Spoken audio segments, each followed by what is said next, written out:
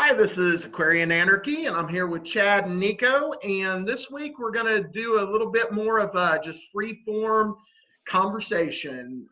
Three people who care about freedom talking about stuff we kept talking about. So I'm going to just let it kind of flow and go from there. I guess a good place to start for me is I've had an interesting week that a couple things that I want to cover is I went to the BMV for the second time in a couple months, which is in Indiana, is the Bureau of Motor Vehicles, and had loads of fun. I spent a wonderful weekend with some fantastic family, including my brother-in-law's dad, who is a Christian, and we talked massively, and he's a Seventh-day Adventist. We talked massively about the similarities between his philosophy and the philosophy of voluntarism, and had just a fantastic conversation. What's interesting about him particularly is he was in Somalia during the genocide. So at some, and he's a pastor. So at some point, he may come on Aquarian Anarchy and talk to us about that. And so, like I said, I've had a bunch of stuff going on that's interesting. There's a bunch of stuff going on in the world that's interesting, from what's going on in Beirut to people getting ran over by cars to just COVID crap to all kinds of stuff. So we're going to go where we're going to go. I don't know that we'll cover any of that shit I just talked about, but we'll get. Well, no, so I want you to, because I don't. Nicco wasn't around when your first run-in with the BMV took place, but give a little quick recap of that, and then tell us what happened with you this time. All right. Well, the first time, right before all the shutdowns and shit happened, I went out and bought a piece of shit second car. It's an old 2000 Honda. Looking back, I wish I hadn't bought it. I paid $1,000 for it. It's a piece of shit. It was bought as a secondary car, all of that. But right as it's supposed to happen, this was like the week before the shutdowns, I bought the car. So I didn't even have the title forever because the place that I bought it from, because I bought it from an auction, the place that I bought it from shut down. So I'm like, wait a minute, I need to get my car worked out. I have the car, I got fake plates on it, or the plates from the paper plates. Something like that. Huh? Those are like little paper fake. Yeah. Temporary tags. Yeah. Right. So I had all that, but that was going to run out. And so Amber and I, once it started to open up just a little bit, this has been a couple months ago, Amber and I went with our little girl, Anya, to the BMV. And to be honest, I mean, I was feeling a little piss and vinegar because I was all out and that we're not afraid and, all that out at the place. And, I'm talking to people in the line and telling them, yeah, government sucks. Can you believe all this crap? We're out in the line. I had to get so to go to this thing, the BMV, as they open up, I had to get an appointment. So I got an appointment, and for like 11 o'clock in the morning or something like that. And I show up at 11 o'clock and there's a line. So I'm like, I got an appointment, and they're like, everybody's got an appointment. I'm like, why the fuck do we have an appointment if you're going to stand in line anyway? Right. So anyway, so I'm playing and doing, because I try to be funny and all this. So this cop, well, it was a rent-a-cop, but I think it was a cop. Anyway, he comes out, and my wife and I and my little girl are all standing, together. And he goes, you guys need to separate 6 feet. I'm like, I looked at him straight in the eyes and I said, babe, we live together. This is my wife. He's like, we gotta be 6 feet. I looked at him straight in the eyes and I said, we fucked last night. I think we'll be all right.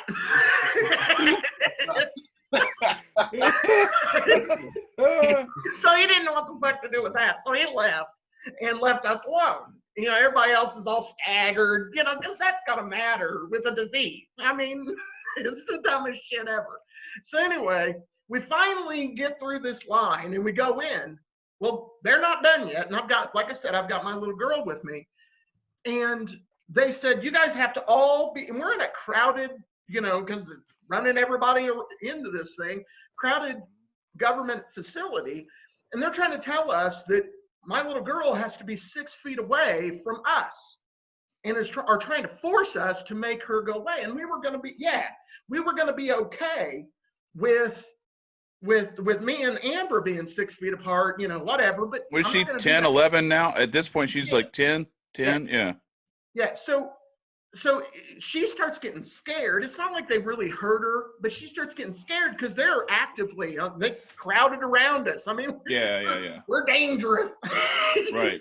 With our 10-year-old trying to get our car. Coughing on them. Huh? You shouldn't have started coughing on them. Yeah. Right. No, then they'd have fucking rounded you up and kicked you out. Right. For real. So they did. They rounded us up and got us fuck out of there. They were like, you got to go. You can't stand 6 feet away from your little girl, so you got to get the fuck out. So we did. So we were like, okay, fuck you. We're trying to give you money. I don't want to be extorted anyway. That was part of what I was talking about. Here to pay my extortion, because I'm an ass. But anyway, so today, and the reason we postponed it till today is because Amber just turned, I'm not going to give her age, she just had her birthday, and 21. Yeah, she's 21 again. But her license expired, and it's not like I believe in any of this shit anyway. This is just government giving you permission to do some shit, and that's dumb. But but we got to do it because otherwise we'll get pulled over, thrown in a cage. So I'm trying to avoid getting thrown in a cage, and we're trying to get the car done now too. And I was going to try to get my other car, my good car, replated, because it's going to need replated in September, and we saved money out. We got everything's handled. And so we get there at like 10 o'clock this morning or some shit like that. We waited a half an hour outside. We're outside for a half an hour waiting.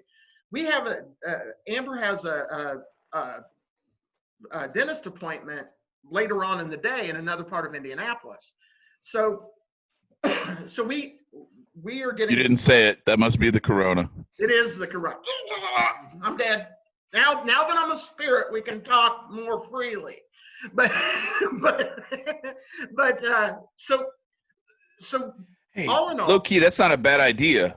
Just claim that you're a spirit. Yeah, I'm dead. Like I'm not even human. Legal documentation for claiming as spirits, like like you could just claim like no, I'm not from here. Actually, we could just sign our obituaries and be like, oh, boy. Right. Yeah, I'm with you. I'm dead already. Sorry. Yeah. You can't. I'm already dead. On the inside. I caught it. I got it. Right. So anyway, these plantains are fucking awesome, by the way. All right. So anyway, finish your story. Awesome. So we eventually, so we had to go to her dentist appointment, but we had scheduled 2 hours plus drive time to be able to. You're still going to be late. Yeah, so we wouldn't be late. And so, long story short, we waited through the entire thing. We were probably like, it was at number. Remember, we have been there for hours at this point. We are there for 2 hours. Our number was 129. Okay, and so that's 129 people they've seen today, right? It's at 115. So, but we have to leave because, and it's taken every bit. Like a quick one is like 3 minutes, but the average is probably like 7 minutes. There's no fucking way in hell we're gonna get there. So we were like, okay, fuck it, let's go. So we come back, right? Thinking, because now it's at noontime and people are probably trying to get shit done on their lunch hour and all of that. So we get there to get this shit done back from the dentist department, went there, came back. It's like 2 or something like that. There's a line around the building. It was 2 hours when we had a line out front of the building. Fuck that. I'm not. So what we're going to do is go back Thursday and try to get there when they open. And that way we might. But like over in Chicago, at the DMV is if you don't wake up at 10, or not even, if you don't wake up at 7 when the employees unlock that door, you're going to be taking out that lawn chair and you're going to be waiting a good old minute. Oh, I know. The efficiency of government. You know what? It's atrocious. Oh, I know. So, and it's gotten 10 You have a better chance of getting a PS5 before Christmas than getting in the damn DMV. Well, and I can't even imagine this. This is in Carmel, which is like, and the reason we chose to go to Carmel is because Noblesville, which is actually closer to where we live, Noblesville, where we went before, and we didn't want to fucking get caught in all that shit again. Yeah. So we went a little bit farther, and Carmel is a rich community, and it's a relatively small community. So I imagine what it's fucking like in Chicago. Right. Holy shit. Oh, you could go to the south suburbs and like or actually the one over here, like close to Beverly on Martin Luther King Drive, it's efficient because they're like in, out. But my dad and I did sit down for a good 30 to 45 minutes waiting on some things. So yeah, it's usually a good wait. Yeah, I could handle. We expect. Like I said, we scheduled 2 hours to be able to do this shit. I expected to be able to get in there. I thought we might get there early, at the dentist. And 2 hours ain't got shit on what they're capable of doing, though. No, but I guess the good news. Fuck them hoe-ass roads, as Eric July would say. Right. The good news is that, one, they didn't, like, we're going to take Anya with us when we go back on Thursday because they didn't make us stand 6 feet apart the whole time. They understood that. The security guard. A lot of that shit's gotten different, though, too. Like, now that they're, like, making everybody wear masks and all that shit. It's, everybody has to have a mask right here. Bro, right. This thing with the mask thing it's interesting. So I have certain friends who are like, oh yeah, you need to wear that mask. And the other friends who are like, fuck that mask. And it's like, for example, I went to Wisconsin recently, I think like 2 weeks ago or something like that. And then it was like right before I went to Michigan. Mm-hmm. So it was Friday that my cousin had me setting up some tents, and then a friend invited me to his house. So I was like, hey, Marcus, you want to come chill with me? He was like, wait, didn't you just come from Wisconsin? I was like, Marcus, I literally saw like 5 people outside of my car. I stayed in a fucking cabin the whole weekend. Are you saying that I've come in contact with Mama Rona? No, I didn't. So that quarantine shit for 2 weeks, like, are you serious? No, so check this out. So it's very similar. We got some, I'm not going to give away too much because I don't know, at some point if somebody else might see this by accident, and I don't want to get anybody in trouble or anything like that. Let's just say it's some people we know who have been like hardcore. Like they've had some rough stuff happen leading up to this. So this was kind of like, they're already like PSD'd to the point of like being panicky and scared about like everything. They're just waiting for the next bad thing to happen to them. So I get that on a certain level. But like, I mean, hardcore. My son went to see one of them and bring something to him for something. I don't remember what it was. And they made him like put it down on the street, and they just like never even like picked it up. I think they just like left it there. I don't even think it's like, it's a gift, but all right, cool. Because they didn't want to touch it.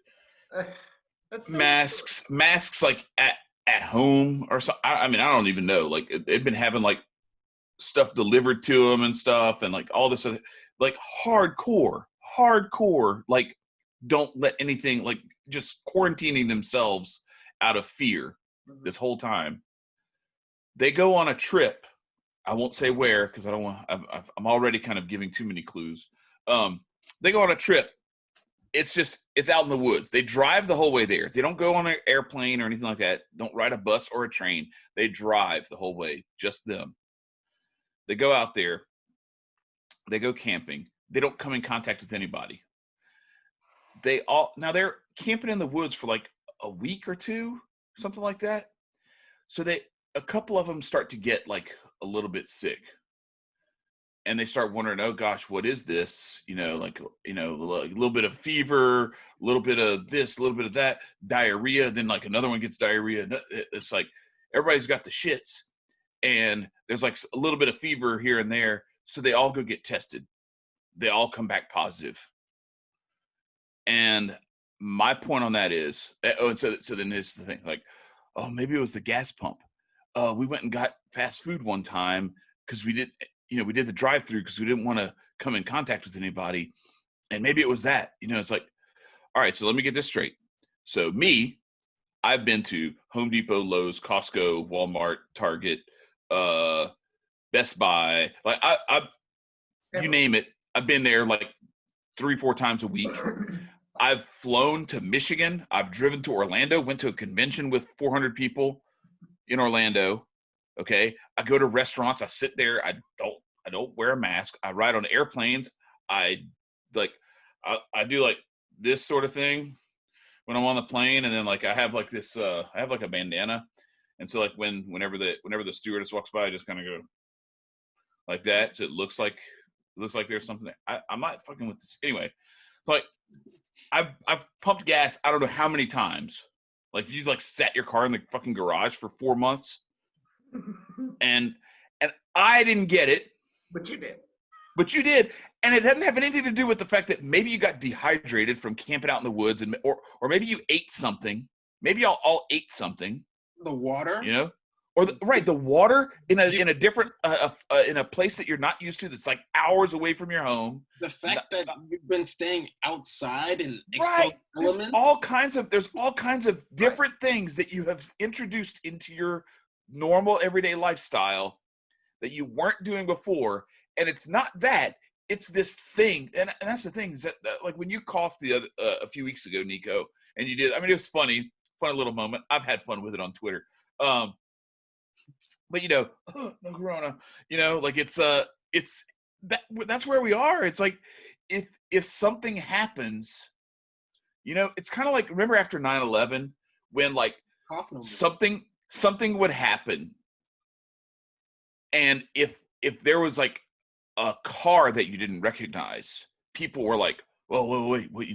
What is that? Right. Yeah, exactly. And then you had like the people who don't wear masks, we're like the Muslims of the post 9/11 era. Like for real, we're like it's like, if you see something, say something. That's what they've been prepping us for all this stuff this whole time. And we're at this point where when you do everything you can to avoid getting this thing that everybody's so afraid of, and you compare that to somebody like me who has been just like, I'm not afraid of it. I don't even know. I don't know that it exists. Okay. I'm not saying it doesn't. I just don't know that we aren't seeing like something that's basically like they're taking people with a cold, people with the flu, people with pneumonia, people with all these other things. And they're just kind of being like, because if you look at the symptoms list, it's like everything from like a headache to your toes melt or whatever the fuck it is, and everything in between. It's like, goddamn, it's every goddamn disease in the history of man. Yeah, that this thing could be. Yeah. If you have any symptom of anything, that's why I said it's like that. If you see something, say something thing. It's like, it doesn't matter what it is. If you're at all suspicious that something might not be 100%, you can run a marathon. Oh my God, go get tested. I've had people, they post stuff like, I tested positive, and it's become like the new badge of honor, like a cancer diagnosis or something like that, where it's like, oh gosh, guys, I tested positive. Oh gosh, are you okay? How do you feel? How's everybody doing? Has anybody else gotten it? All this other kind of bullshit. And it's like, yeah, I got a 100.3 fever. I had it for about, a day and a half. And, I felt a little bit dizzy for a little while. I was like, you didn't have shit. Chad, you're being insensitive. Exactly. I do. I don't give a fuck. That's why I'm being insensitive, because I don't like, I'm you not. You want to kill children. The evidence is overwhelming that people have been lied to about the the extremity of how like challenging this is. I made a joke the other day when they said they were going to ban TikTok. I was like, well, goddamn, man. It's a shame because what we really need right now is some more TikTok dances in front of empty hospital beds, because that's what made the thing go down in April and May. You know, everything was cool in June and July. And then as soon as, you know, nurses are dancing in front of TikTok. Right. But we're in the middle of a pandemic, right? Right. In front of empty hospital beds. And there's like 9 of them all synchronized doing this shit, which you know they practiced for more than a minute. Bro, the brainwashing is like very insane. Think about it though. Think about it. It's like the fact that we question the idea of this being fake, yet there are speculated numbers that this is all hyper inflated, but we're the crazy ones. Right. But you guys have been believing these guys in the white lab coats that have been giving you stuff that have been killing you, but suppressing something that you need to get out your body, but you're not going to get it out your body because you don't eat healthy, and they don't talk about diet or anything along the lines of that.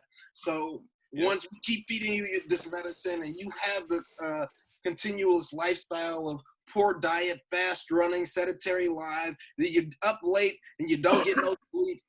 But no, this is the coronavirus, not the shit we're doing to you. Right. Well, so what was interesting about it is there were people talking about after the convention in Orlando, they were talking about, oh, well, you know, have we heard anything about anybody testing positive since the thing? Because, you know, we all got together and it's all, you know, I was, you know, well, there's been like no mention of it at all. Right. Okay. We had 400 people all in a big room together and spending time together and everything.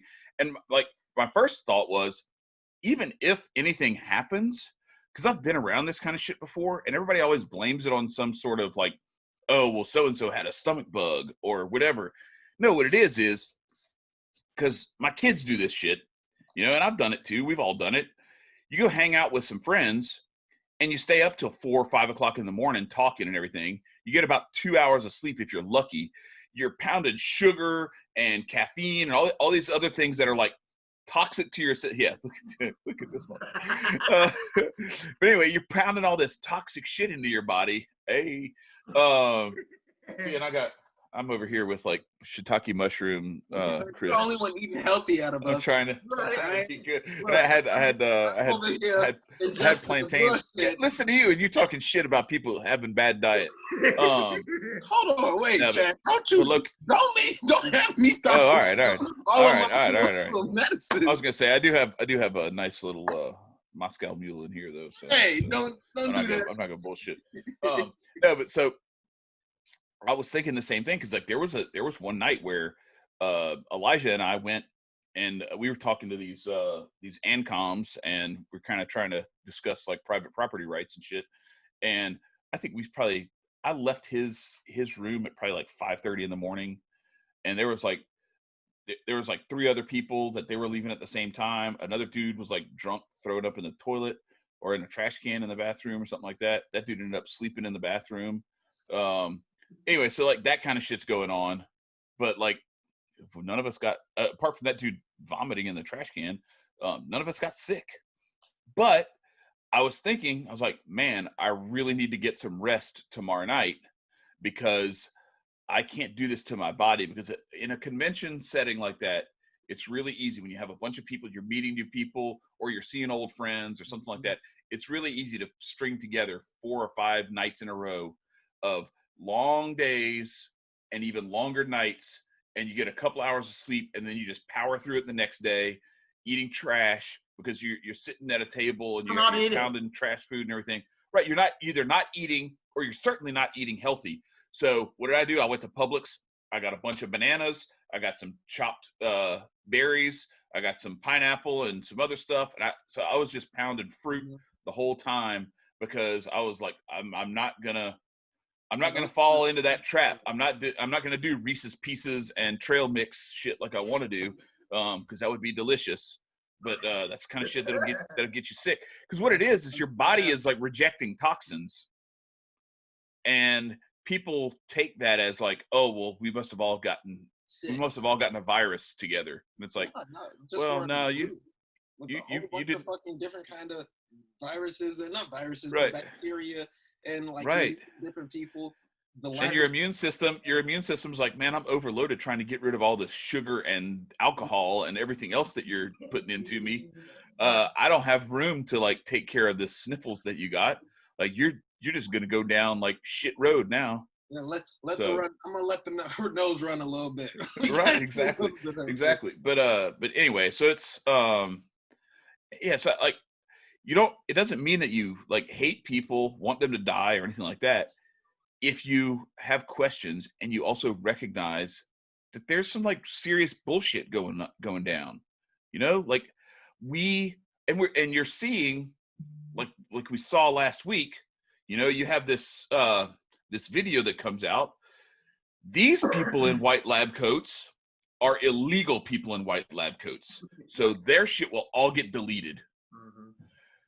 But if some nurses make TikTok videos, and did you see they had the thing where they where was it in Germany or where was it they had the big protests and they were like bad mouthing all those people? There's a bunch of people. But we can have Black Lives Matter marching down the road, and the doctors and nurses come out of the hospital, and they're standing out there right next to them, clapping, waving them on, and everything. It's like you gotta protest the right things in the right way for the right reasons, and they've even said doctors don't think that the anti-police protests are likely to spread the virus, but stay at home open up the economy and end the stay at home order protests. Those are likely to spread the virus. Are we really? Huh? Because the virus gives a fuck. Yeah, right. What'd you say, Nicco? Oh, I said it's the kind of people that show up there. It's the differences. And the ideologies, I guess. And those certain people are safer than the other ones. Nobody. Right. Those people carry the viruses. Think about it. Come on now. Yeah, and what's crazy is that the even like the defund the police and the anti-police stuff. What's been really interesting to watch and all that stuff, and that's where like this whole thing with Garrett Foster and everything, and that stuff going down, as tragic as that was and everything. Like I think it's terrible when we have these kinds of things happen and you have someone who is just trying to push back on a usurpation of rights. But at the same time, when you think about how a lot of that stuff is coordinated and when you get caught up in that, the design is create this big firestorm so that then they send in the feds and crack skulls. And in the meantime, you've got two otherwise innocent people who are brought into a confrontation, and one of them ends up getting shot by the other one. And that part's really sad. But if you think about like how the whole the protests and all this stuff, like defund the police, okay, sounds like something, but what does that mean to you exactly, and what's the end result? Like, okay, so you defund the police, then what? Then they bring in like some sort of like other like more militarized federal police force that ends up fucking you over even harder. It was definitely not let's all do like some voluntary private security. That was not the replacement. And so that's where it was like, man, this is not the kind of this is not the droid you're looking for. Did y'all see what Cliven Bundy said about the whole thing? No. Oh no, I didn't. Yeah. So should have a good idea of what it's like to go toe to toe with that shit, right? Well, what's funny is like he's been like one of these, and I like Cliven Bundy. I think that I liked that he stood up and did all that. And for those that don't know, he stood up. They were basically pushing him off his land. Very long story. Standoff. Several different years. BLM. Yeah. Different BLM, not Black Lives Matter. Bureau of Land Management. Right. So, but he's been like this hero for a bunch of the like Tea Party people, and so recently it was like earlier this week, maybe late last week. he came out and said, okay, with all this Black Lives Matter stuff and Antifa stuff going on, he said, let's be honest. He said, are these people doing some Marxist dumb shit? Maybe. Yeah, maybe they are. Maybe they are doing that. But they're certainly not as bad as what the fucking federal government does to us all the goddamn time. He said they are nothing compared. Boy, the Tea Party dumped him like no tomorrow. Just threw him off the bridge. Because he had the audacity to say that Antifa isn't as bad as the government, as the hundreds to thousands of people killed by police on the streets. but Antifa killed 2 people. Woo!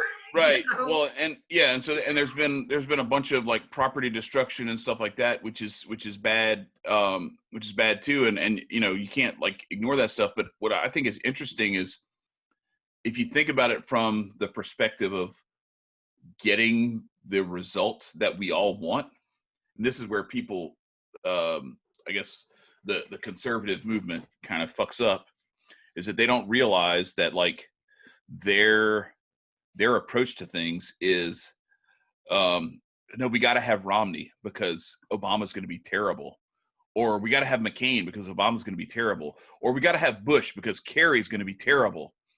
And then like, all right, so I was having this argument with a friend of mine over the weekend. Like, so this is going to be the 12th consecutive most important election of our lifetime in my lifetime. Okay. I went through 76, 80, 84, 88, 92, 96, 2000, 04, 08, 12, 16, 11. It's GOP 6, Democrats 5 so far. How the fuck you like things since 1976? Right, exactly the same. So don't give me this bullshit that like if we don't elect Trump, it's going to be so much worse. I was like, God damn, man, you know what? It might be so bad. There might be like riots in the streets. There might be buildings burning down. People might get killed. Fuck, they might like make us all stay at home. They might lock us in our houses. They might make us wear shit around our face that we don't want to wear. What the fuck are we going to do if Biden wins? Oh my God, it could be terrible. Oh, wait, they might spend a bunch of money that we don't have. They might eventually end up taxing the shit out of us because of all that money that they spent that they don't have the money to pay for it in the first place. Oh, wait, that's all under Trump. So they tell might me bomb again. brown people. Right. It's like, so tell me again how, and his response was, it's going to be so much worse. I was like, man, you know what? You need to get into the business. You need to start selling. Just quit your job and go all across the Gulf Coast and sell hurricane repellent.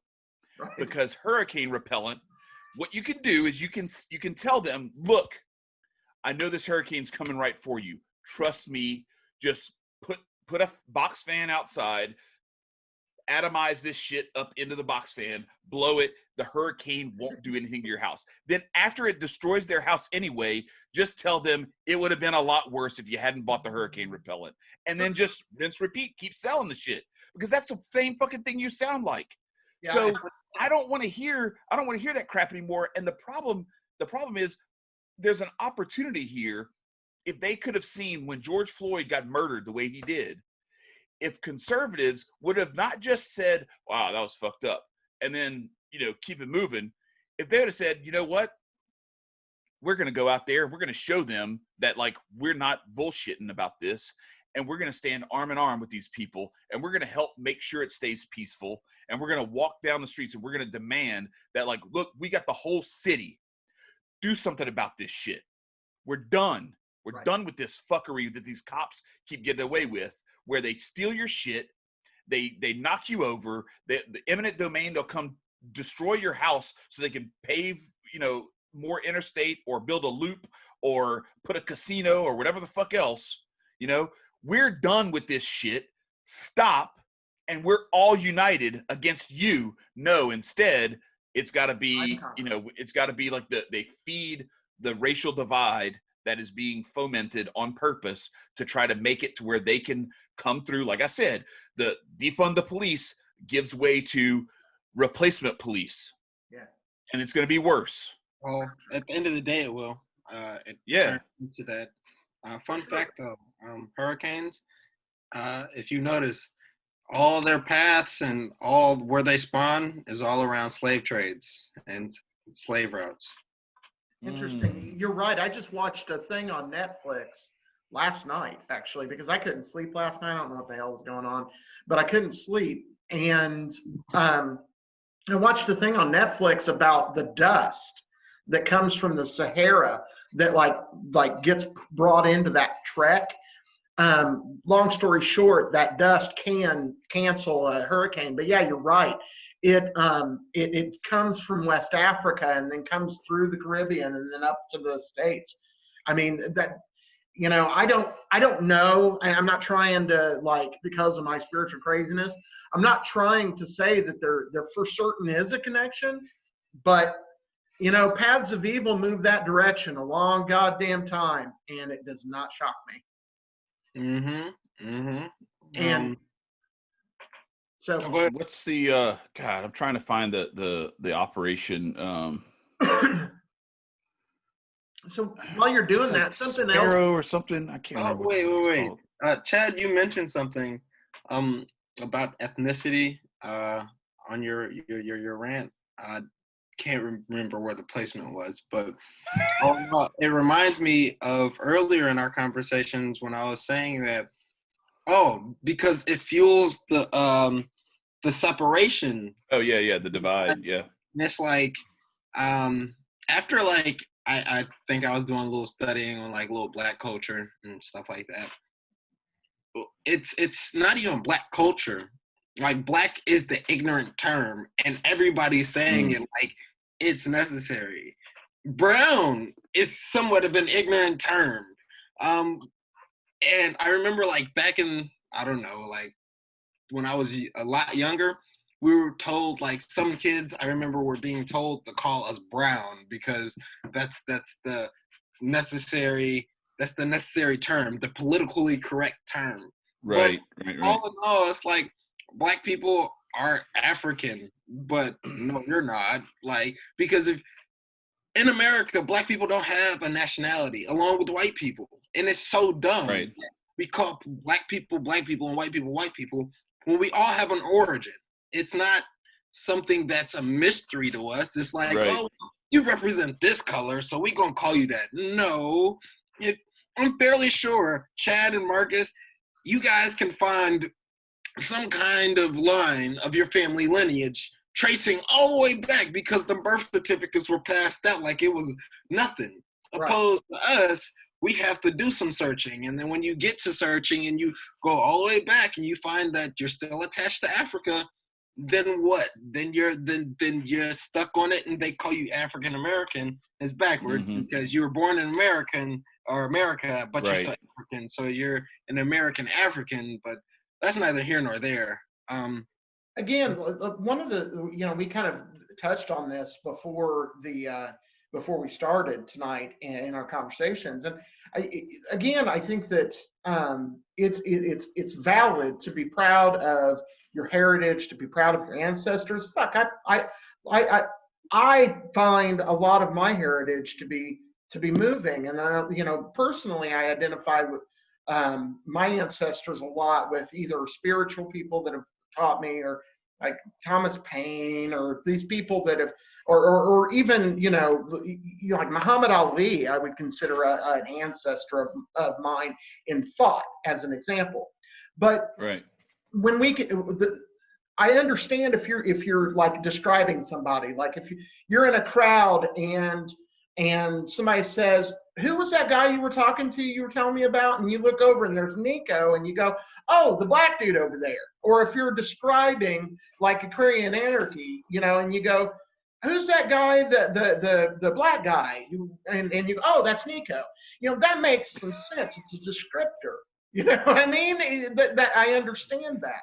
But I thought you were going to say like Nicco. Somebody's asking Nicco, and he's like, "Yeah, those two white guys that I'm on that show with," and you went right back to Nicco, the Black guy. Right, or But what I find interesting is we don't do this. Like Nicco, I don't know how tall you are, but I'm relatively short. I mean, I'm like 5'8", 5'10", somewhere in between there.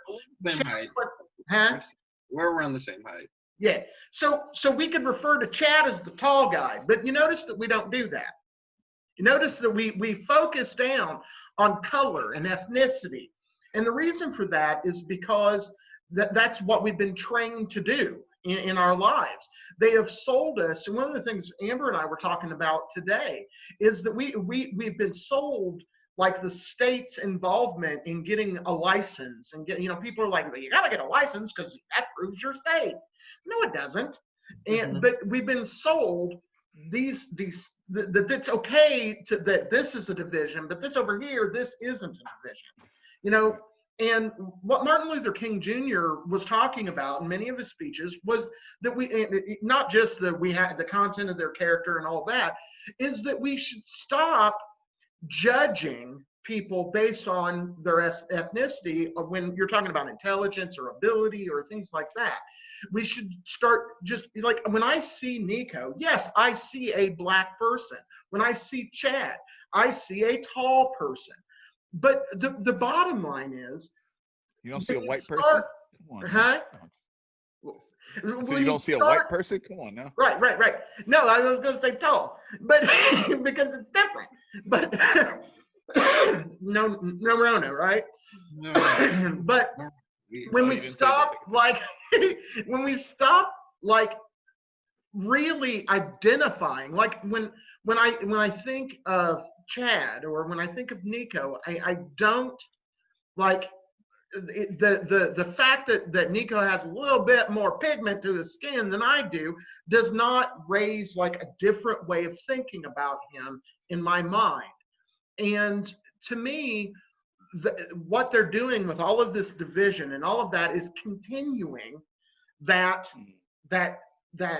training to see each other differently. And to Chad's point, had the All Lives Matter people and the Black Lives Matter locked arms, this is the image that came to my mind when he was talking, was had they locked arms and walked down the street and went back and forth, Black Lives Matter, All Lives Matter, Black Lives Matter, All Lives Matter. Can you imagine the power of that coming towards them? Well, it would have been unstoppable. You have to take into mass consideration that's not what cancel culture is. That's what we live today.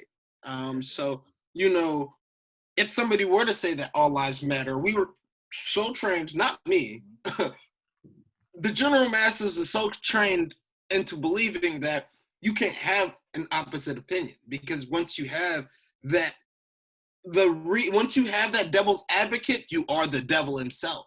Yeah.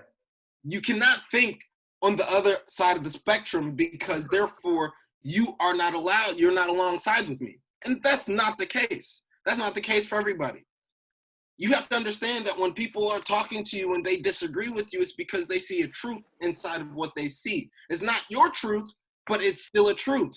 So when you have conversations, not arguments, because, everybody wants to be right nowadays. No, there's a fact and then there's an opinion. So everybody's got their little fact, and granted, their fact is not the fact that you're pointing out to them. It's still a truth. In some little realm of wherever they found it, it's still a truth, and you have to accept that. When you guys talk on certain things, Black Lives Matter, All Lives Matter, okay, I'm All Lives Matter, even though I'm Black, and I understand that you're representing the cause that we've been struggling for so long. Yeah. But I still represent that every single individual life matters.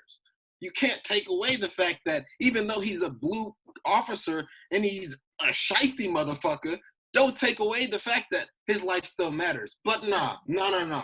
Because he's a Blue Lives Matter, because he's an All Lives Matter, he's fucking incorrect. Now, when I made that statement, Black Lives Matter, please don't try and shoot me, because it's like, I'm still Black and I mattered. So it's we talked about that when you were talking about coming down for the 4th of July, that, you were like legitimately concerned that like it might not be the best idea in the world to be driving, that long of a drive down south, because, it's just, You know, not that you're planning on doing anything or anything like that, and not that you're like calling people racist or anything like that. It's just that with everything charged up as much as it is, Emotion, all the emotion. It was an emotional situation you didn't want to put yourself in. Yeah. And I think some of that is true too. You know, the fact that they're instilling, you know, the hesitation, even if you act on it, even if you just hesitate and still do it, that is a way of control. It is, they're monopolizing the ability to travel. Because, you know, you can bet your ass that these elites are going wherever the hell they want. I mean, how many times did these ass clowns get busted? Like my governor here in Indiana busted out at the theater without a mask on right after he said he was going to throw people in jail for 6 fucking months. So, you know, they can do whatever the fuck they want and do and whatever. But so it's all about control. Yeah. Well, so here's my take on how the Black Lives Matter movement. Forget about the organization and the like the funding, that sort of stuff. Just the movement and the that statement itself, where that comes from, and where the All Lives Matter crowd has. So I'm going to make the case for and against both of them essentially. So on the one hand, Black Lives Matter. So what people failed to realize is that what was being said there was, look, yes, you can cite all these stats that you want about, you know, there have been more white people killed by cops in however many years, whatever, than black people killed by cops. Okay, let's look at the actual, like, the records for, like, how quickly those people were fired, were you know, put, you know, charges were brought or anything like that. Or you can bring up black on black crime. Same thing. Like, somebody kills somebody in the black community in like a certain neighborhood or whatever, something like that.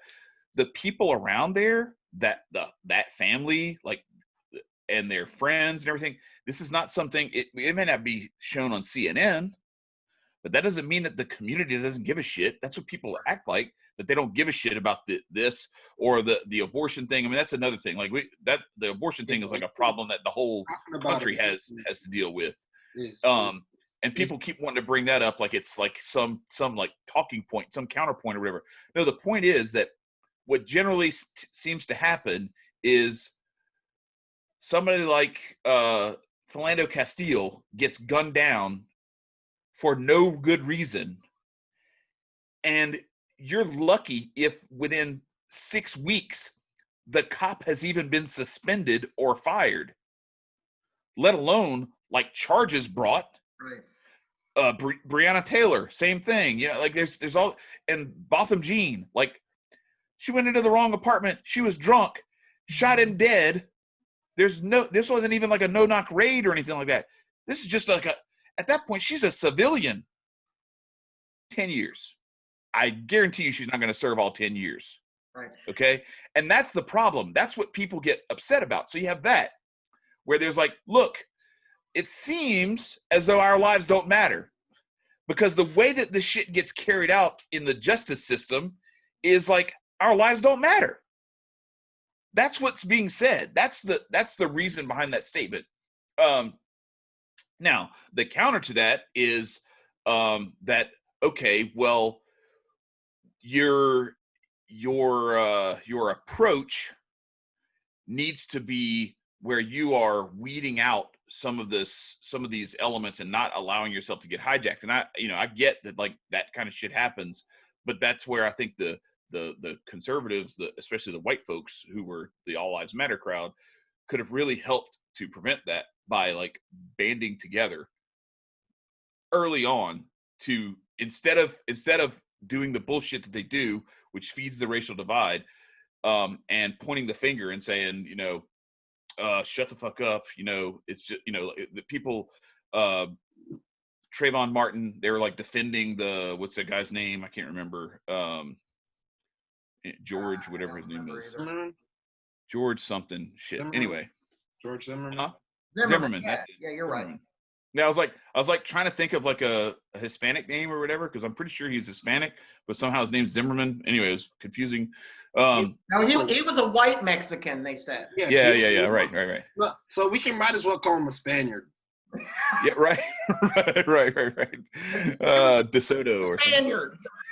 But anyway, so yeah, when that sort of thing happens, like it's like there's like this race to like have a gauntlet thrown down. And I told a friend of mine way back, it's like the Republicans and Democrats had a draft on like which issues to suck on, because they make it to where it's like, I can't pick either one of these. Like I have to, so on the one hand, I have to be like, well, I guess now on both hands, you're pro-war, but like on the one hand, you have to be like, not just like pro-choice, but like you have to be like pro-funding Planned Parenthood and all this other kind of stuff, and their baby part selling and all this other shit.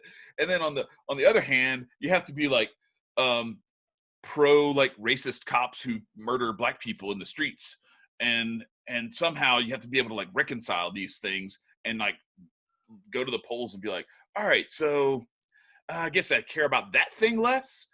And it really makes you forced into these really bad and we're not even getting into the spending and the taxes and the inflation that just are the same, both of them.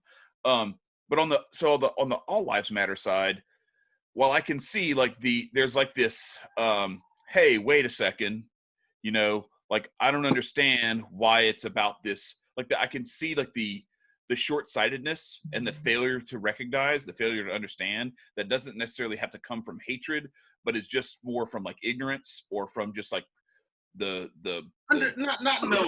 shot missing the mark, huh? Not being able to view both sides of it. Yeah. Right. So then they say like, look, all lives matter. And then like there's people, like Gavin Long comes down to Baton Rouge and, sets off a shooting frenzy where he draws cops into his spot and then, kills, I think he killed 4 cops or something like that, or shot 4, killed. I don't remember what exactly happened. It was after the Alton Sterling thing.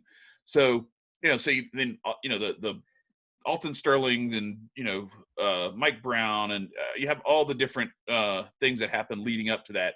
And it was just kind of like the straw that broke the camel's back. And so then he decided to do a, suicide by cop, where he took some cops with him along the way. So then that ignites the Blue Lives Matter thing. So now Thin Blue Line, Blue Lives Matter, and all that stuff. So now you've got like these 3. So now it's not just like white people who are like, hey, the cops kill us too. Now you have like the people who are like, yeah, you're goddamn right, and we love the cops. And then you have, on the other hand, you have the people who are like, yeah, but they kill us more, and at least they prosecute the cops when they do it to y'all. And that's not even necessarily 100% true, because there's a whole bunch of those dudes that get away with literal murder.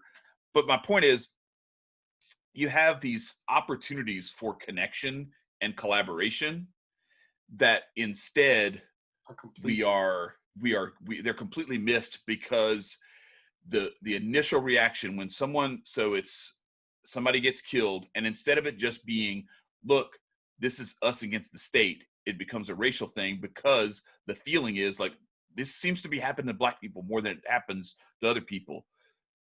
Maybe it's because of what's portrayed in the media and what we get versus what is actually happening. Maybe some of it's actually like, because that's the reality. But what it does is it starts off as a racial response. Then the counter response is racially motivated.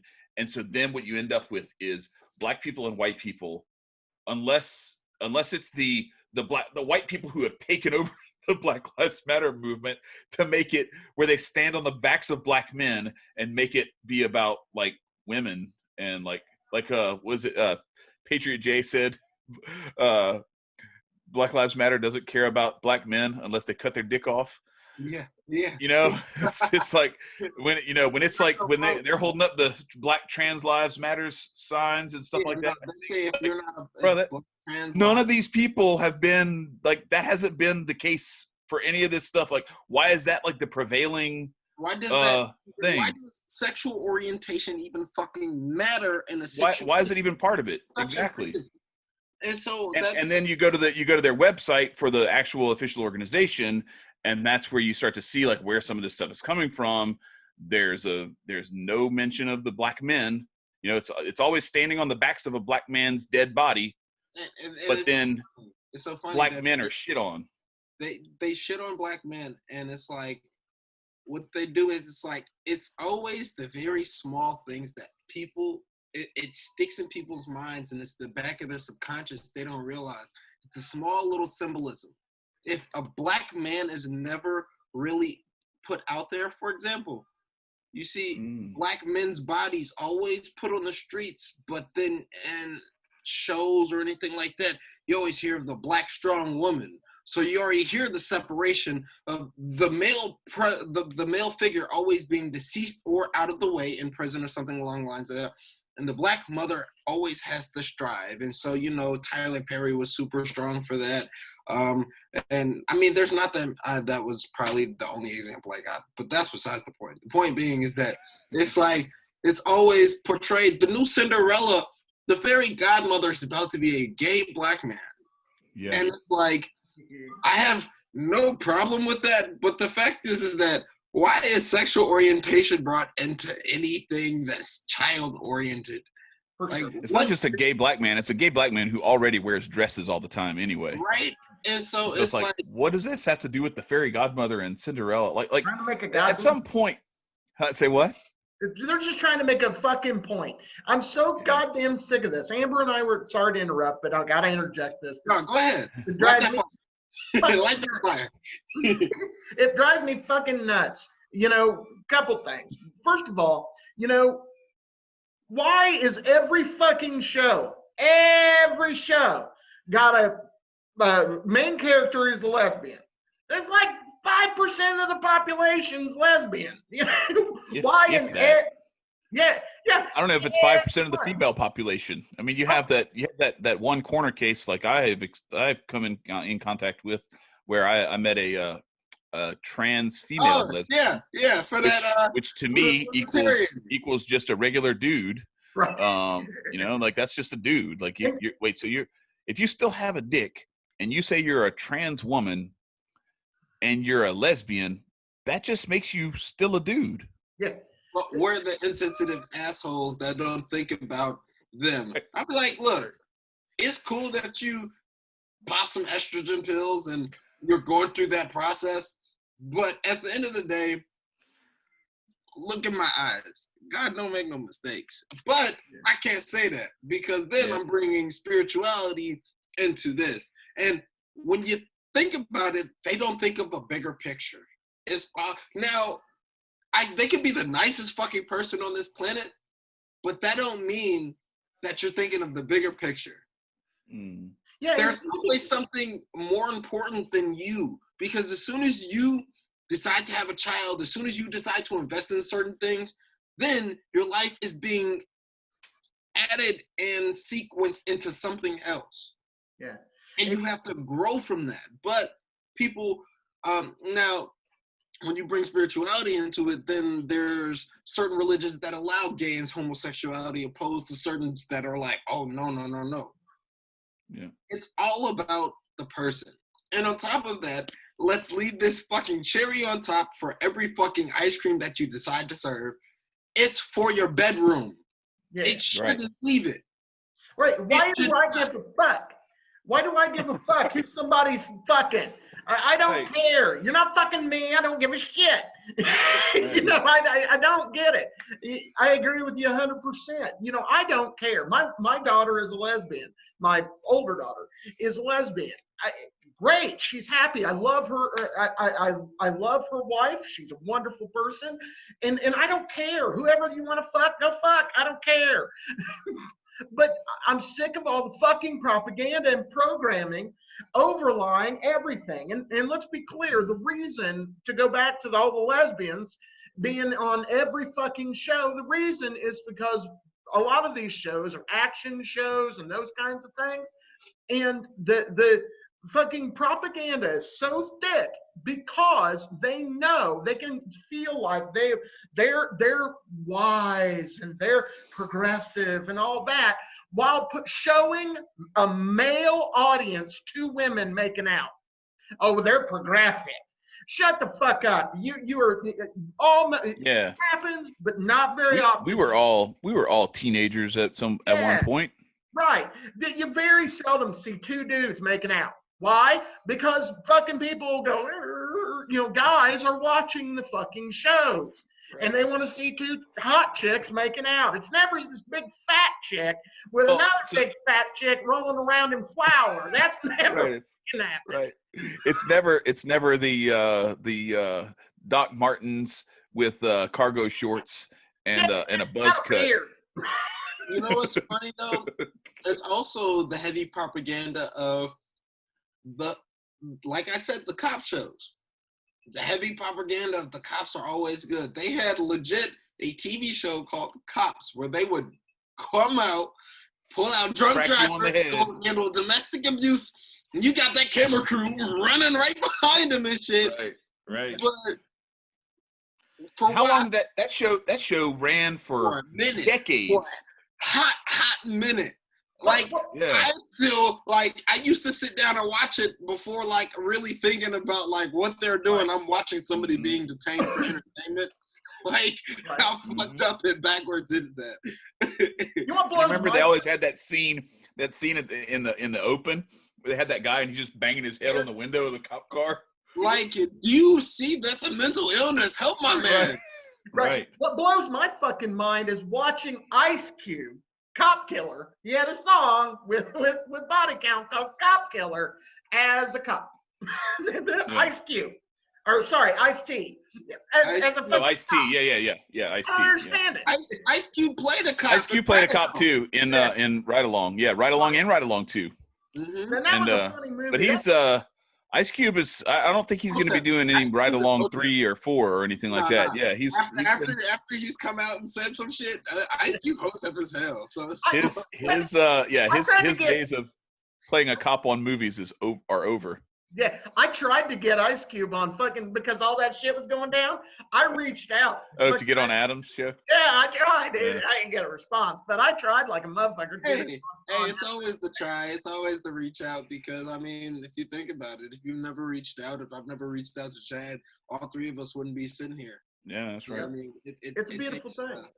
It takes a community, and that's what I am kind of harping on. It's like it's always been a community-based thing, and it's kind of unfortunate. Like when you explain a household, and you explain nature. Let me put it like that. Fuck everything else. When you explain the nature in a certain sense of 1 + 1 = 2, that's nature because that's natural. That's a part that's supposed to happen. Now, you can add 3s and 4s and start it to divide and multiply and add them complexities. Be my guest to do all that. But nature is the one that allows you to like perceive and how things should go into a flowing motion. And if you have an outside thought, it's not because nature is not allowing it. It's because nature is allowing it and you to perceive it in a different light. But it doesn't mean you're supposed to strip away the original essence of it, because once you do that, then it's just watered down and it's something completely different. It's synthesized. It's not the original product.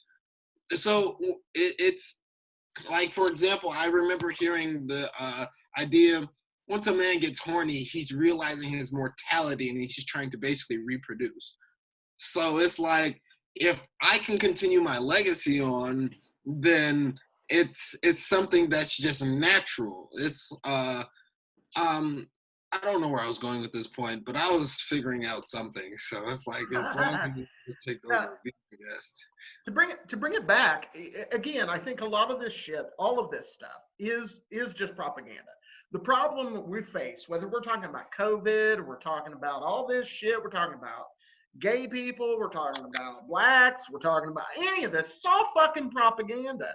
You can't get away from it in our society. You know, Amber and I were talking about, and this is my other point from earlier, we're talking the other night, we want to fucking watch a comedy. I want to laugh. We found Whose Line Is It Anyway? Because it's something we can watch with Anya, and because it's relatively wholesome, and it's funny, and there's not a lot of propaganda in it. And so we started watching that, but I want a fucking comedy. I can't get a comedy anymore. They're too busy trying to make a political point. Even if it's a political point I agree with, shut the fuck up and make me laugh. Right? So all right, so here's the real thing. And this is why, so like, back to what Nicco was saying about whatever you do, if you feel a certain way and you want to go a certain way, knock yourself out, more power to you. I'm not like, I have my own thoughts on like what is optimal for like happiness and like the productive order of humanity. And like how like, an island full of lesbians begets no progeny, and the other side is the same way, like unless you're the one dude. But you're not a lesbian. I'm saying an island just exclusively lesbians. So my point is like, there's some ways to like transact different things where you have surrogates and you have artificial type shit or like some little one night things or something just to kind of get it done. But that's not really productive to the order of who that kid ends up turning out to be, because there's something that comes from anyway. So besides that point, I have to trust that if two people want to have a child, that they care about that child, and that's why they want to have that child. And it's not my business to like get in the way of them of that or whatever, however they want to do that. But what I have noticed is that and it's back to this thing that we were saying, or that I was saying about what we've recognized with the organization that has taken the name Black Lives Matter and the website and what they have listed as like their goals and their mission statement or whatever. It feeds very much into that same propaganda that you're talking about.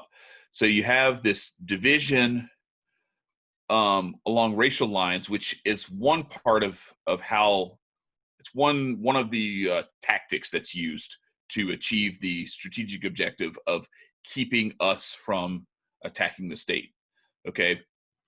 But one of the things, as we've talked about going through solutions of how we can kind of free ourselves or create a more free society, is not necessarily fighting the state, but just doing what you need to do on your local family and community level to make the state irrelevant. Yep, ignore as it. irrelevant as possible with an agorist type of approach. Okay. So think about it this way from the standpoint of that propaganda, if you see where I'm going. So if you make the father irrelevant in the family, look at Disney's programming. The father is always either non-existent. You can go back to some of their movies. The dad always dies, or he's not even there to begin with, or the mom's there. It was crazy. My brother was here from Mexico, and his little girl, she's like 3. She goes, she's like, "Papa, ¿por qué su mamá no está ahí?" or something like that. Like, why is her mom not there or whatever? And he says, he's like, well, you remember we talked about this in these movies. They never have both parents, and because they actually had a discussion about like how like it's sad and it's not good or whatever that they do this, but like really it's better if you have both your parents, but for some reason they don't want to do this in these movies. So the destruction of the family structure, and especially the father is either non-existent, dead, or he's an idiot. Exactly. That's it. He's an idiot. And the mom is the one who's like carrying the load, and he's just like and it's like, how the hell Bill Cosby. Yeah. Well, Bill Cosby's like, think about the Cosby Show. Oh yeah, that's true. No, you're right. Even though he's a doctor, he's an OBGYN, and they're living in this brownstone. And are they in Chicago? I don't know. Where are they? What about Love and Married? You got Oh yeah. Al Bundy. Al. Yeah, and yeah. Married with Children. Yep. Yeah. Married. Meg. Love and Married. Yeah. I Married mean, with Children. Al was an asshole. He was kind of slow sometimes, but his wife was slow as well. But Right. that was like the typical little blondie, like I have the body, you married me for that type. Yeah. Yeah. But the family structure, especially the emasculation of the father, or and so if you go back to Marx and what he talks about, if you can make a son hate his father, then he will turn to the state as his father. Yeah. For sure. And so that's what, if you really think about this, and so back to what you were saying, Nicco, about when you look at the mass incarceration, and you have people going to jail for weed, and these little like victimless offenses, people are getting thrown in jail for that stuff. And so then you've got or with the welfare system, where you lose benefits if you're not if you're not WIC, if you're not women and infants and children. If you have the father there, now all of a sudden, well, the father's got to take care of that. So you create an incentive to disconnect that. It's all a design to separate fathers from their families, to destroy that family structure, and to make a class or a generation at some point of children who all become obedient little slaves of the state. Well, and you can see because they don't have any reason to look anywhere else for leadership. Right, you could see it in the black family. They tried this shit out on black people years ago. They destroyed with crack and with variety of other things. War What? the fathers.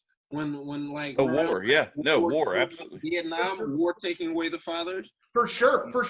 Yeah, absolutely. Sending the best and brightest men over to other places to fight over bullshit. But yeah, they attacked the black family.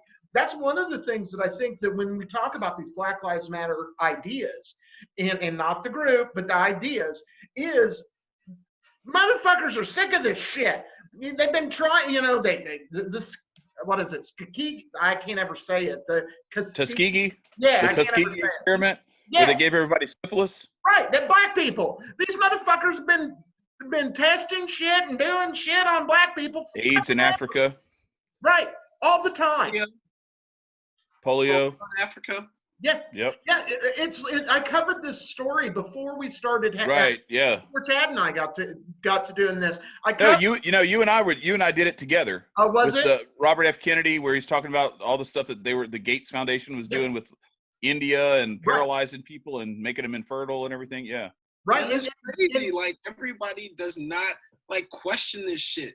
Yeah. And it's like conspiracy theories are based off of a little fact or a little something that's popped up. And it's like, okay, you're crazy for questioning this. No, if it's a fact or something that's, at least relevant to close to a fact or adjacent to a fact, then motherfucker, look at it. Look into it. It's worth at least asking questions and exploring it, right? Right. Yeah, and that's just it. They're shutting down conversation. And it comes back again to driving people to two sides so that you don't have a middle ground. I really want to tell this story right here. I had a really interesting revelation while playing the game Risk. And in the game Risk, because I was bored and I was trying to Amber was doing some grocery shopping and so I'm playing this game. So I decided they don't call them board games for nothing. Right. So I downloaded Risk onto my phone. Well, the particular Risk that I was playing had like a variant of Risk where it took place in a city where you had neighborhoods that you could control and roads. So it was a little different. Dirty. And there were two sides of this town that you could have. Well, the first fucking thing I did was I got, because you place it individually, I got the bridge that went between the two sides. So I controlled the bridge, And then I set about control, because to get to every neighborhood, you couldn't go from one neighborhood to another neighborhood. There were roads. So I controlled the roads. So what I did was I managed to control the center of the board, and I controlled the roads. And what I did, because there was 3 players, two other players and myself, I let them have the neighborhoods, have at, and let them fight the fuck out of each other. Just beat the fuck out of each other while I controlled where they couldn't get out of their neighborhoods. They couldn't get out of their ideas. So I controlled, and I built that up. Like, it started off where at the beginning I have like 10 armies on every exit, every road that left the neighborhoods, and I just let them fight. And I started building. Like, I'd throw, like, in every little place. Now I'd always attack and get my 1 card, you know, so that I could continue to get cards as I go. But I build to where, like, when these people are fighting, I've got like 50 armies at the edge of every neighborhood. And as soon as there was a winner, as soon as somebody took the whole neighborhood, I have 50 fucking armies. I just, and it went right in, took it the fuck over, and then moved all that army to somebody else and sat there and let them fight it all out. But I realized that's fucking what they do to us all the goddamn time. They control the decisions. It made me think about YouTube and how they control, you know, because YouTube at one time became the news, the information source for an awful lot of libertarian shit. At a time, you know, that's how Adam grew to have 70 million views. Yeah, and then they got sick of that, and they started. We control. If they don't deplatform you, they just like shadow ban you or like grossly demonetize you. Right, because libertarians managed to capture that neighborhood, so they fucking came in and took it the fuck over, and it just made sense. That's what they're doing. They're dividing us. Yeah, and then they're conquering us. Yeah, so I was wondering if like so. You know, the other thing that they do is that, you know, they have the banks too. So it's like the funding for the roads and the funding for the neighborhoods and any kind of development you want to do is controlled by them too. Yeah. And it's really interesting. Yeah, right, exactly. That's the thing. So like if you control the means of transport, it doesn't matter what's being transported or who's making money off of it or anything like that, because you're making money coming and going and you know, and on death and on birth and everywhere in between. For sure. Cradle to grave, no doubt. Man, that's it was neighborhood risk. That's dirt. Like when you first said they did it with neighborhoods, I was like, oh man, they are like programming people hard with like some of this shit to make it to where you're like, yeah, let's start some turf wars again. You know, good old fashioned turf wars. Yeah, it was enlightening. And then you mix. I had a great weekend.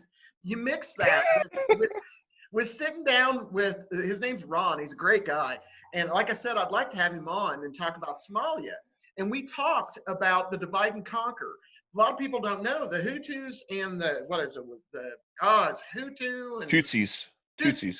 Anyway, I'm going to mess it up, but long story short, there was like a little bit like the people controlled were one of the sides for a long time, but largely they were peaceful for a long period of time.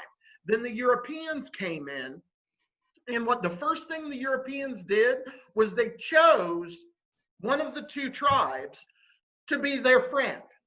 And so they treated them better. And so that got them fighting amongst themselves, and the next thing you know, there's a fucking genocide. Because now they've divided them and they started fighting each other. And he just had story after story after story, and I kept going, oh my God, this is fucking what they're doing to us now. They've got the left fighting the right, and like this person that gives a shit about, you know, that doesn't believe the people you were talking to at the LP thing, Chad, that doesn't believe in rent and doesn't believe in all that. Like, right. Like they want to kill my kids. That like they're Stalin and I'm Hitler. That's some dumb shit. Nobody is those two things. Everybody's in the middle somewhere. Very few people fall into one of them sides, but they make it to where you have to choose between Stalin and Hitler, and it is what it is. Yeah. It's all the same. It's like we're basically going through a Stalin and Hitler right now. Like, it's for sure. So I was talking to a few people about like Joe Biden and like all the foul shit he's done, and then they're like, well, Trump is not the same. He's not and I bite my tongue because it's like, I know I do my research, but I don't do enough research to combat against what they say. Yeah. And I know Trump's a piece of shit as well. Like they've done their dirties. Everybody in politics has some nasty ass fingernails. Right. I'll just say that. Sure. But No doubt. it's like you can't talk to like somebody who doesn't agree with you because of what they only have known Trump to do via the media and how negative they portray this man. And you can't, and then like you say like, well, Joe Biden basically said you're not black if you don't vote for black people. He signed the 92, 93 crime bill. 94, yeah. 90, Well, I think it started in 93, but I think it got signed in 94. Yeah. But like he signed a crime bill to lock away people for a plant that is grown, but they also put all these other shit in the cities of Chicago, not just Chicago, but Compton, California, not just that, and like the Bronx and shit like that. They placed this shit strategically where they knew that there was going to be some kind of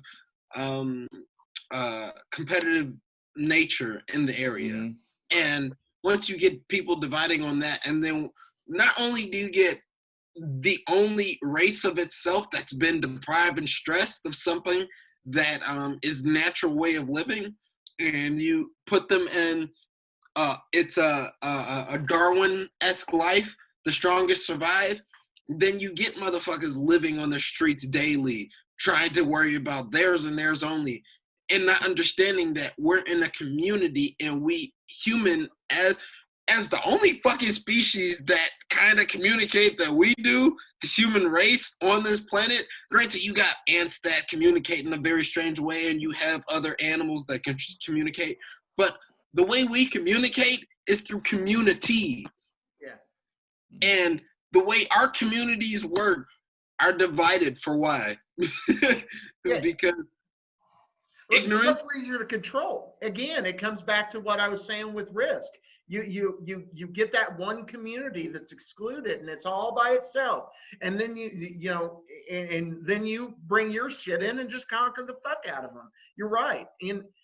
But people constantly want to use force to whatever their idea is, whatever your community wants. This is one of the things that I really appreciate about OTEP Jesus is the buildup of the Black community and the idea to wrap that community and live yourself and be yourself. I'm a white guy. I can't wait until there is a strong Black community that I can get fucking cool ass music from. Can you imagine that shit? If a whole or the ideas that can you imagine their Olympic team? Jesus Christ! This fucking thing. If we would just allow people to organize whatever community they want to organize, however they want to organize, and whatever works for them, if we would just allow that to fucking happen, not only would we have a peaceful world where this person in Chicago can have what they want, and this person in Indiana can have what they want, and this person in Louisiana can have what they want, but on top of that, we can fucking learn from each other. If the Black community develops, I use music because I associate music with Black culture, and I can understand that. right. If they fucking rap out, when you create like jazz, blues, rock and roll, and all, all these different genres of music. Other music under the damn sun. Right. Yeah, yeah. Yeah, if they come up with this really fucking badass fucking beat and I can fucking riff that shit, throw some guitars on it, and have this Africaned out fucking metal, oh my God, that would be fucking amazing. Imagine. You and Quincy could probably get down with that. I don't know if you do you follow Quincy, Nicco? Yeah, a little bit. You know, yeah, he's a metalhead. He's weird, man. That dude is like, he'll like post pictures of himself like naked standing in front of the mirror. Like, he'll cover his junk Are up you and talking everything. about It's like, Quinn? I don't know. No, I'm talking about Quincy. His he goes. I think his Twitter handle is "Fat Chicks Are Awesome" or something like that. But he's gotten his account deleted like several times. So he's on like his 5th or 7th life of I don't know how many lives he has, but he just keeps on coming back. I mean, he just doesn't care. Very, very strict on certain things. Say what? Jack is strict on certain. Yeah, Jack is strict on certain things, and there's so like I remember one time Alexander Cortez was saying something about, he's like, "Give me your worst pickup lines," and so Quincy posts a meme, and it's so terrible. It's this guy like it's this guy choking this girl, and it says, "Roses are red, violets are blue. We're having sex because I'm stronger than you." Oh, that's awful. And Alexander was like, "Bruh, this is terrible." He's like, "I know, you said we were looking for terrible pickup lines. That's what makes it a terrible pickup line." Right. It's like, yeah. oh my God. So this is why he keeps going through accounts. But you have to take in consideration at the age that we're in, this is an emotional, right. Age. You can't do something. Well, I think some of that cancel culture thing is that this is my take on that. People are so insecure. People are so like afraid, and so lacking in like belief in themselves that they're looking for something to give them a sense of worth. That's another reason why some of this propaganda we were talking about plays really well, is because when you're not quite sure about how good you feel about yourself, you look for external validation of a lot of this stuff. And so that's where I think like some of the stuff with like, it started off very early on. I remember like kind of being confused about this as a kid growing up. Like, man, there sure is a lot of divorce on TV. And like, I know that the numbers aren't that bad. I mean, it was like, I know that it kept getting worse. And my mom and dad do, for those of you who don't know, my mom and dad split up when I was a senior in college, and they were like, it was over. They were getting a divorce and everything, and that was it. They told us, I'm the oldest, so like my sister was like, was she 15? No, she was like 17 or something like that. And my brothers were like 13 and 14 or something. And I mean, it's like this earth-shattering sort of deal where like everything that you believed in and that you thought was true is like, it's like your very being, your integrity is being ripped apart. It's like, I used to be like this person who was my mom and my dad combined into this person, and now that's being ripped apart. So I'm being ripped apart in a certain sense. But I had already like met my wife. We were already on our way to getting married and all that kind of stuff. So it didn't affect us, me and my wife, as much as it affected my siblings. But I ended up walking my mom down the aisle later that year, the next summer, to hand her off to my dad. So they ended up getting back together. But they do this marriage ministry all over the world now. And they were talking about how, because I said, like, how much of that is like the 50% divorce rate is like first marriages, and how much of it is like second, third, fourth, fifth, sixth marriages? Because if maybe the people who suck at marriage just keep getting married and divorced, and that's why the number is so high. And my dad was like, no, it's like it's like in the 50s for like first marriages. So it's not like it's some great thing. But I always wondered, like, why does it seem like there's so much more than just half on TV? Yeah. Like I was seeing a lot of that, and it was that same kind of thing. It's like getting you kind of like programmed to like, this is okay, marriage isn't supposed to work out. It's just kind of like a thing that people do, and then they eventually get pissed off at each other, and it gets contentious, and like it makes everybody miserable, and just deal with it. But there's also like, for the kids who are living in that kind of household and living that kind of life, I think there's that sense of like, okay, well, I'm not alone, and so it serves kind of both of those purposes. So on the one hand, it can be like sort of validating, but on the other hand, I think it's also good to have, because I had a friend who, like, he got beat by his stepdad and everything. He ended up kicking his stepdad's ass when he was like 16, got kicked out of the house. His mom told him he had to leave and not the stepdad. And so he kind of was done with his mom and his stepdad at that point, but he kind of resolved for himself that he was never going to be like that, and that he was going to be the kind of dad that his kids needed. And so he followed through with that. So it doesn't always necessarily have to be this cycle that perpetuates itself. A lot of times those traumatic experiences can actually lead to people being the complete opposite of what they were exposed to. But generally speaking, I always wondered how, like, especially when it came to stuff that's not meant to be on like that more edgy level, but it just got to the point where it's like really mainstream. Like everything was, you went from, Family Ties and Growing Pains and stuff like that to like the stuff now is like, Modern Family, where it's like, there's not even like, I don't know, is there a married couple on that show that's not gay that actually like gets along? I don't think so. Question. Like the only married couple that gets along is the gay couple, and even then, they still have their issues. That's funny. It's a lot of things are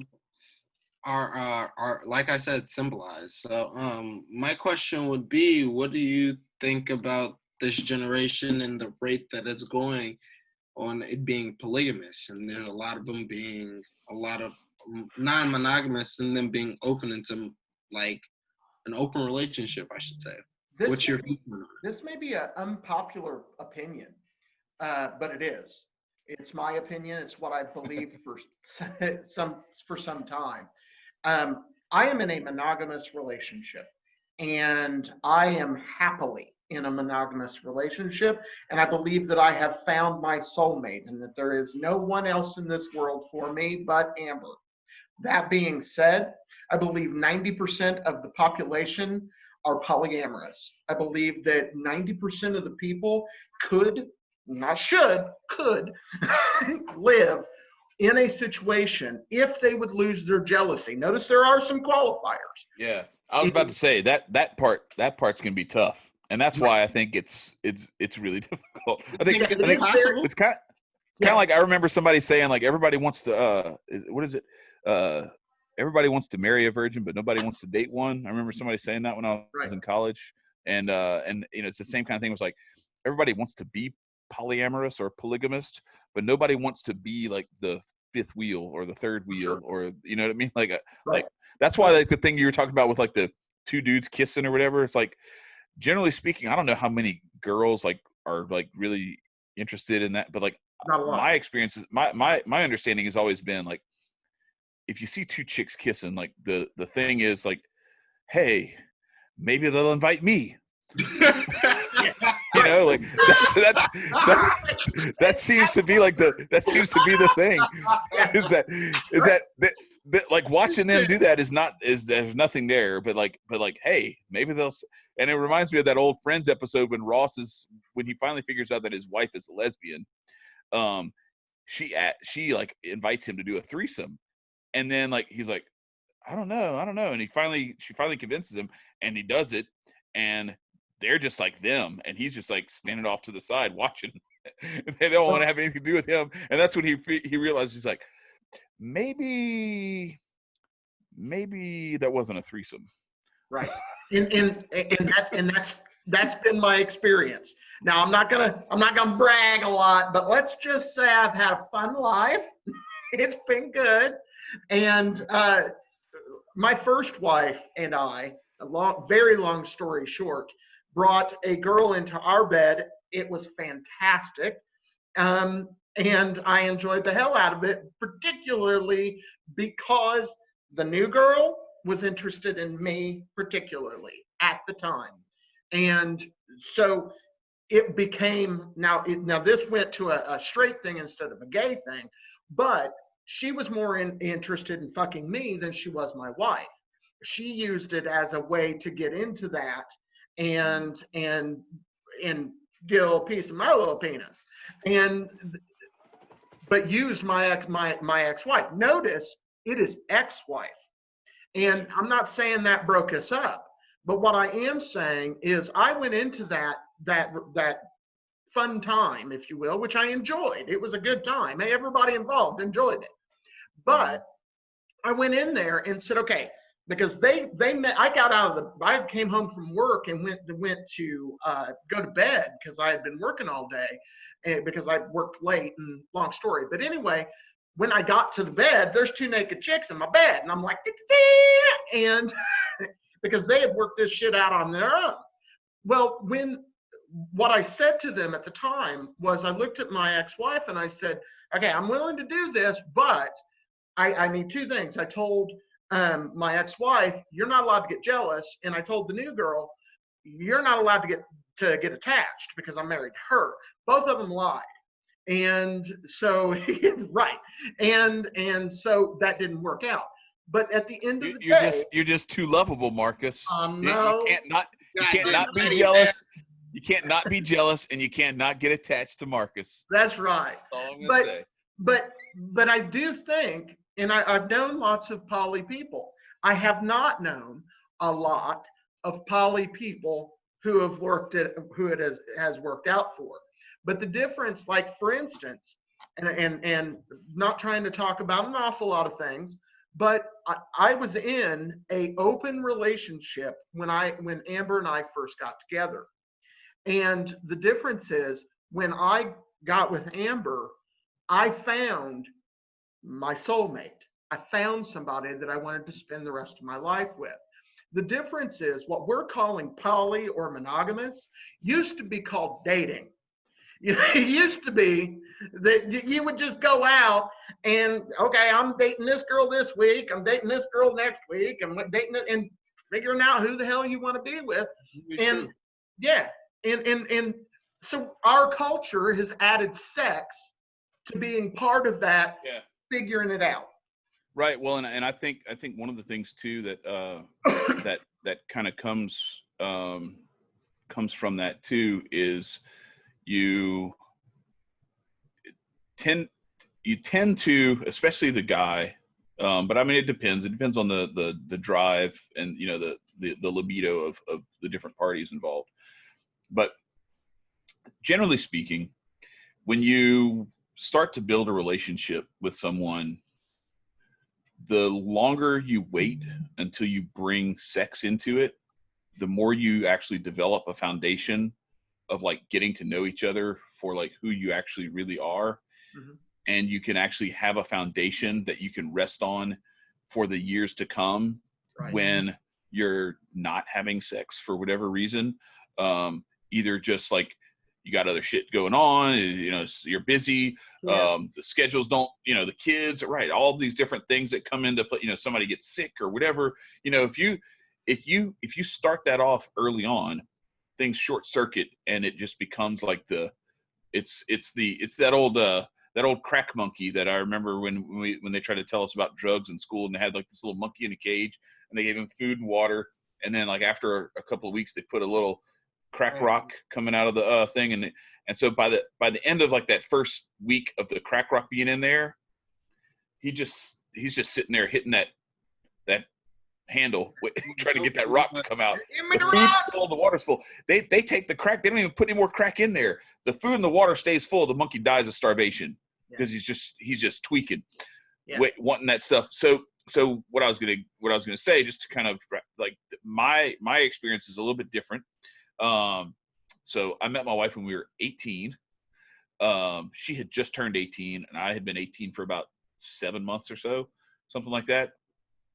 We dated for 5.5 years, roughly. No, right at 5 years. 3.5, and then we were engaged for 1.5 years. And we didn't have sex until we got married.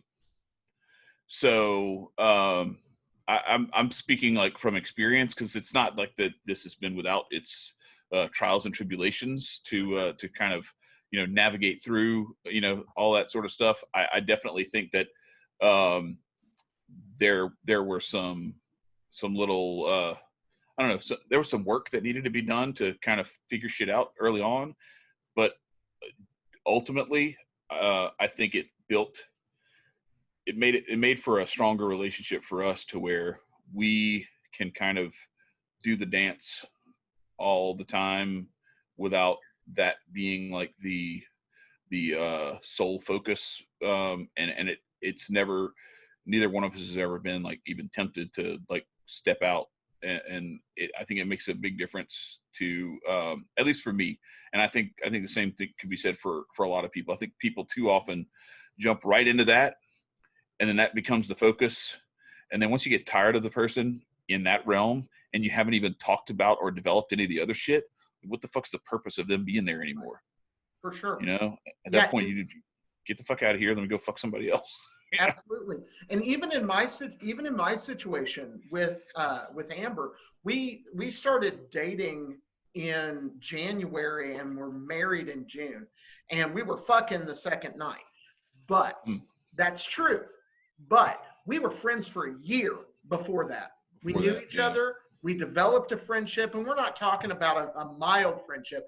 I would have called Amber at least one of my best friends, if not my best friend, for some time.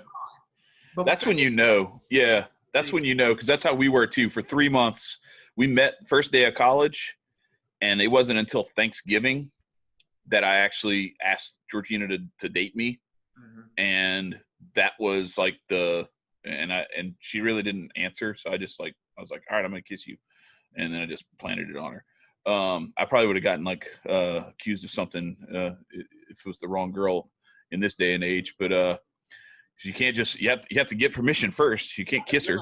You two saying that though, you guys, I don't know what the fuck is wrong with my generation. And I mean, I am still a part of that cause, because I'm a part of that swipe life for no fucking reason, or I was a part of it. But it's the building and the foundation of a friendship. I stress this to every girl that I talk to, is like, I have to be your best friend first, because I have to know how to piss you off to make sure that you love me still at the end of the day.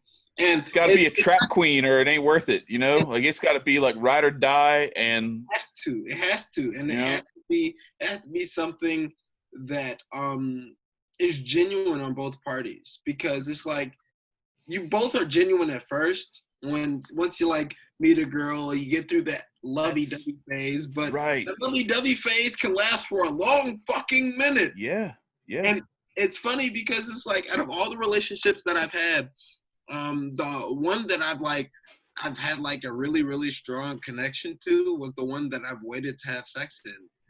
And it was and like, after that moment, I mean, granted, I was a virgin, but like, after that moment, like, things changed, but like, it felt different. The relationship felt different, especially conversation. Sex changes shit. Yeah, it changes everything. And it's like, it's the building up of not just anticipation, but it's the building of the characters, of the stories that you guys are writing.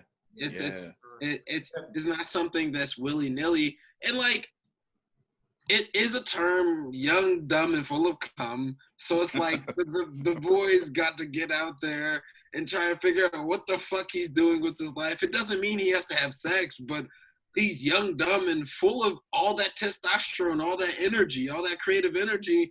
He don't know what the fuck to do with it, so he's trying to figure out his life. And the thing is that 30, 40, 50-year-olds are still out here acting like young men. And it's like, bro, you should have settled down by now. At that point in age, you can have as many kids as you want. I don't give a fuck, as long as you have them and you're being that proper father figure and being in their life. But like I said earlier, the reason why we get horny, or one of the reasons, is because we sense the mortality in us. And we want to reproduce and grow. And that's not just the thought process of us, but that's the process of everything else that comes in nature. Of life. Yeah. It reproduces to keep growing. if nature wanted us to die off, she would have dropped a meteor on us, or you feel me? The people definitely wouldn't have put all those pleasure sensors right there, Right. where the baby making happens. Right. It's like, damn, man, it's awfully convenient that this is like the most amazing feeling there is, and it's also like right where life begins. Exactly. You know, it's like I don't think it's coincidental. That's just me. So I've enjoyed this conversation. I think it might be a good time because we've been going on for about 2 hours. Start wrapping up. I want to kind of real quick in closing talk about what's in for the people that have made it this far. Talk about what's coming up. I'm really excited to have Hotep Jesus coming on in a couple weeks, and I think that is another chapter for what we're doing. Shortly after that, we have Adam House, who is a friend of both Chad and I's, who is a hardcore activist. I've never seen such a hardworking, good guy as Adam House. I can't wait to talk to him. He's got a lot of shit going on with Muay Thai, and COVID's affected him. I had a long conversation with him last week. I'm looking forward to having him on. We're also having Desiree Lindsay, who was the campaign manager for Vermin Supreme, and so she's also I met Desiree when she was the campaign manager for Brian Ellison, which is interesting, but because I helped Brian and we became friends, but anyway, so what I think that will possibly lead to, because she currently is not only working for Vermin in his foundation that he's set up, but she's also working for the Spike side of the Jorgensen campaign. Right. And so that's interesting, and it may lead, this has not been set up yet, but it may lead to us interviewing either or. Vermin is my choice, or Spike. But yeah, I'd like to interview both. But there's a lot of people that I've got on the docket, and I wanted to kind of run a couple ideas by you guys. So we've already talked about several in the chat, but I wanted to. One of the people that we haven't talked about that I'd kind of like to interview is Quinn Aker, which I had mentioned. I thought Chad might be talking about, and he started a similar thing to what Adam's doing, but it's a little bit different bent, called the Garden of Eden in Texas. And he's got more experience developing a community of basically hippies that make their own shit, do their own thing, and really neat dude. All plant-based food too. Yeah. Right, very cool guy, really into health solutions. I think Nicco, you'd like Quinn a lot. He's also a hardcore anarchist, and I want to talk to him about, for those of you that know who Jeff Berwick is, Quinn kicked the shit out of Jeff Berwick in Anarchapulco, and I definitely want to get into that shit. Quinn, hey, look, no joke. Nicco, like you're like long, and like you're all like arms and legs and everything. Quinn is like 6'4", and he's like even more arms and legs, and he's like skinny as a rail, but like, I mean, straight. I mean, I don't know if it was just reach or what, but like he straight. I'll send you the video. We'll find it. We'll send you the video. He fucking took his. So what it was is they had beef, and then because they're anarchists, libertarian, voluntarists, whatever. Non-aggression principle has to be respected. So you don't fight somebody unless if you're assaulted, you can defend yourself, but you don't assault someone. So neither one of them wants to assault the other. So they had beef, and they said, all right, look, let's do this. You want to go? Yeah, let's go. Okay. So once that's it, it's like check. You're in the box. You're in the box. You're in the boxing ring now. Now it's all, it's just, this is a sanctioned fight. Yeah. And it did not take long, and bam, bitch went down. And if you know our history with Berwick and like some of the stuff that he did with Adam and some of the stuff, it was and some of the stuff with like Anarchapulco, where he has taken that thing and kind of, from what I understand anyway, I don't know. I mean, I don't know enough about it, but like the people who I trust seem to think that he was pulling some wool over some people's eyes, and so he had it coming.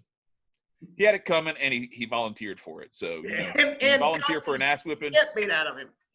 So I'm thinking about Quinn. I'm also thinking about Jessica Sentman as a vocal woman within the freedom movement.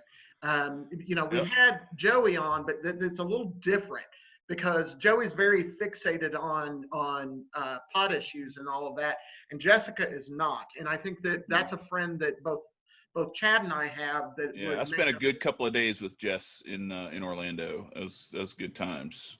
She's good people. Yeah. So anyway, I would like also both. So those are a couple I've thought of since, and I still plan on reaching out. Like Chris Rice has already said he'll come on. Marcus Rui, Chris Rice does Bitcoin. He's also got some interesting things that he's been studying about, like maritime law and how that impacts like our law. I haven't had the chance to really look deep into it, but it looks really interesting. But he's mainly what I want to have him on for is Bitcoin, because Chris Rice does an awful lot with Bitcoin.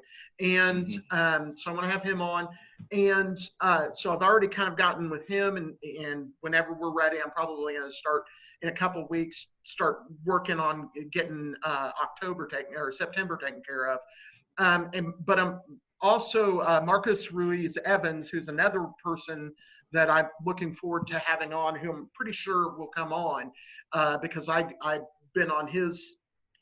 He's with Cal Exit with the secessionist movement and trying to, secede from California from the United States. And he's a really cool guy. Yeah.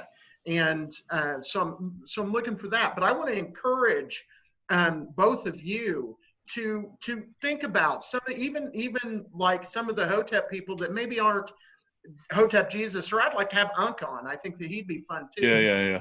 No, it would be fun. Some of those other people that y'all might be that you might know. Think about it. I'm used to reaching out to people. I'm going for Stefan Molyneux. I'm swinging for the fences. I want to get our channel canceled. No, I'm for it. I don't think that an interview with me and Stefan Molyneux would go well. Probably not. No, because that tool would start there. Because this motherfucker says he's an anarchist, and then next thing I know, he's fucking doing the national anthem and fucking. So your first question right out of the gate would be like, so Stefan, what does Trump's taint taste like? Right, exactly. Fuck that dude. Yeah, straight up politics. He said, "Fuck all the conversation." Right. Yeah. And but there's other people that I want to reach out to. Josh Smith. He came to my mind earlier too. You were talking about somebody being asleep in the bathroom. That's how I met Josh. Really. Oh yeah. There would be a few people that I would like to interview. Not really just some friends going down like specifically a specific type of genre of their life or whatever. But there's other people that are on YouTube that do their little podcast that I'd like to reach out to as well. Cool. Well, I encourage that from both of you. Chad and I have a little bit more similar friends than you and I do, Nicco. So I think that Chad and I have a lot of overlap. We're like a really cool Venn diagram. So Nicco and I have a nice little overlap. So like there's this little overlap right in the center of this screen where like I have some stuff with Nicco, you have some stuff with Nicco. Well, yeah, and with the voodoo stuff and everything, and the weed and everything, and then there's that stuff where it's like me and you, and then there's that stuff in between that circle in the center is growing. Yeah. Where like now we have more and more connections that we share in common, and so, what I think is cool about it is that, so like you have on the one hand you have like you, Marcus, who you're this Indiana white guy who like is a voodoo practitioner and has done all this other stuff that I've never done before.